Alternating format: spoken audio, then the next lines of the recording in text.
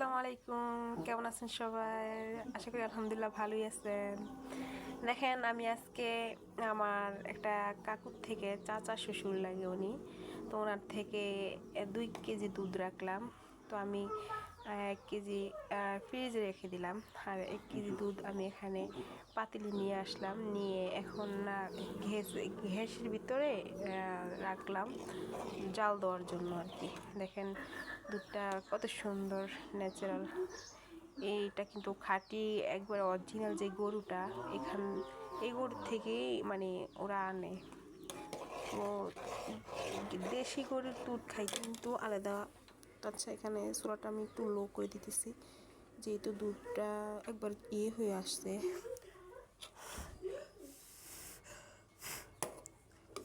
এখানে এখন নাড়ার উপরে রাখতে হইব আর কি, যেহেতু দুধটা পড়ে যেতে পারে।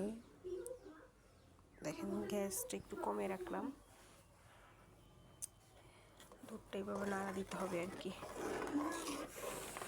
দুধ কিন্তু বসে দূরে কোথাও যাওয়া যায় না, দুধের সাথে কোনো বিশ্বাস নেই, ঠিক আছে? দুধটা যখন চুলায় বসাবো, বসে দূরে কোথাও যাওয়া যায় না, কারণ দুধটা কখন বরফ চলে আসে আর কখন পড়ে যায় এটা টের পাওয়া যায় না। দুধ কিন্তু বসে কাছেই থাকতে হয়।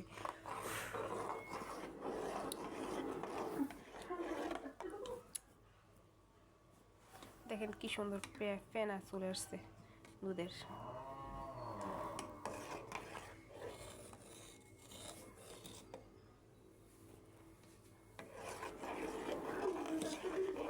দুধটা কিন্তু ভালো করে একটু জাল হইলে তখন কিন্তু খেতে ভালো লাগে, যেহেতু দুধের একটু যে একটা পানির থাকে, এটা চলে গেলে দুধটা মিষ্টি লাগে।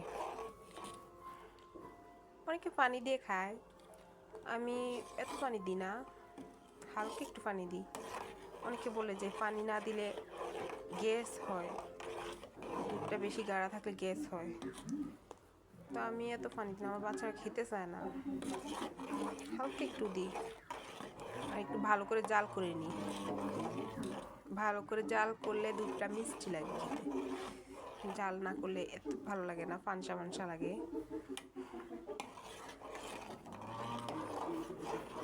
তো আমি আরও 4 মিনিট 5 মিনিটের মতো রাখবো, চুলাটা লো করে।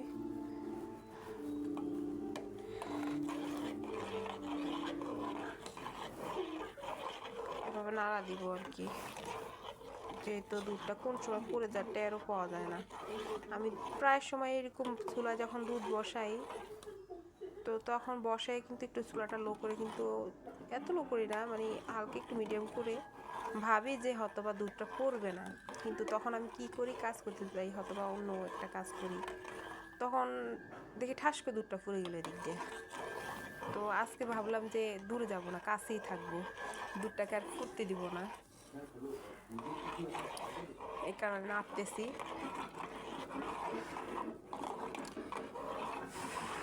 দেখেন কি সুন্দর ধোঁয়া আসতেছে দুধটার থেকে।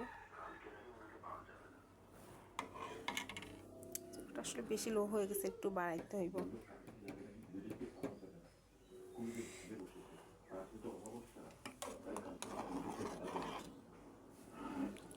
আমি কিন্তু আসলে কি, দেশি গরুর দুধ দিয়ে কিন্তু চা বানিয়ে খেতে খুবই পছন্দ করি। দুধটা একবার গাঢ় হইলে তখন চাটা সাথে দিলে আলাদা এক জায়গায় হতো বা পাত্রে পানি দিয়ে চা পাতা জাল করে নিলে, আর দুধটা একটু গাঢ় করে নিলে, এরপর একটু কাপে চা নিয়ে এরপর ওই যে চা পাতার রঙটা এটা ঢালিয়ে দিলে আসলে ভালোই লাগে, সাথে চিনি দিয়ে খাইলে চা ভালো লাগে। অনেকে আছে ধরেন একবারে পাত্রে পানি দিয়ে, তার সামান্য পানি দেয়ও না, অনেকে দেয়। আমার কাছে পানি না দেওয়াটাই ভালো লাগে, আমি পানি দিই না। দুধের ভিতরে একবারে পাতা দিয়ে দিই, দুধটা যখন বলক চলে আসে তখন পাতা দিয়ে দিই, চিনি দিয়ে দিই, এরপরে চাটা যখন ছেঁকে নিই, কাপে নিই, তখন আসলে খেতে খুবই ভালো লাগে। অনেকে ধরেন এইভাবে করে, আবার অনেকে ধরেন ওইভাবেও করে, যে ধরেন আলাদা পাত্রে পানি দিয়ে চা পাতা দিয়ে ফাঁক তুলে এরপরে দুধের সাথে মিক্স করে খায়, এটাও করে। আবার অনেকে ডাইরেক্টলি দুধের ভিতরে চা পাতা দিয়ে দেয়, দুটোই করা যায়। তো দেশি গরুর দুধ দিয়ে কিন্তু চা বানিয়ে খাইতে কিন্তু আলাদা মজা। আর কিনা যে একটা ধরেন দুধের আলাদা একটা ডেব্বা থাকে, অনেকে যে দোকানে যেরকম চা বানায় খায়, এগুলো দিয়ে এত একটা ভালো লাগে না আমার কাছে। আমার কাছে গরুর দুধটা দিয়ে চা বানাইলে খুবই ভালো লাগে। অনেকে দুধের পাউডার, দুধের গুঁড়া আছে না, পাউডার দিয়ে কিন্তু অনেকে দুধ বানায় খায়, চা বানায় খায়, সরি ভুল বললাম। তো ওটাও কিন্তু আমার কাছে এত একটা ভালো লাগে না, পছন্দ না। আমি কিন্তু বেশিরভাগ চা খাইলে গরুর দুধ দিয়েই খাই। জানি না আপনাদের কার কাছে কীরকম লাগে। আমার কাছে কিন্তু গরুর দুধ দিয়ে চা বানানোটা ভালো লাগে। আবার ধরেন গরুর দুধ দিয়ে যে একটা পায়েস রান্না করে, গরুর দুধটা ধরেন ভালোই লাগে, যেহেতু অরিজিনাল গরুর দুধ।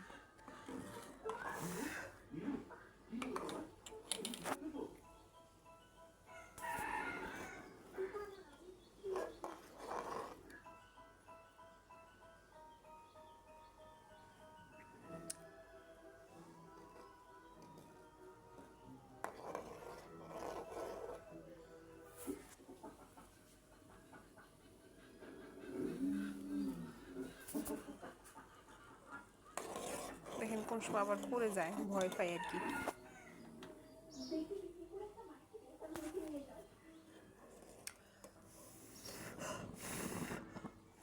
আর 1 মিনিটের মতো রাখবো, এরপরে চুলাটা নিভিয়ে দিব।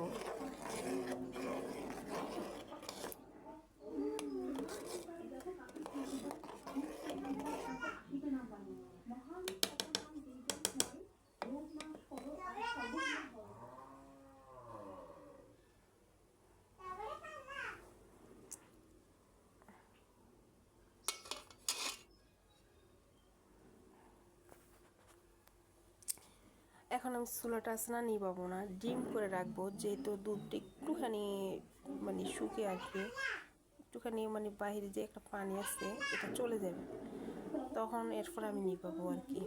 তো এ পর্যন্তই আজকের মতো। ভালোই থাকবেন সবাই।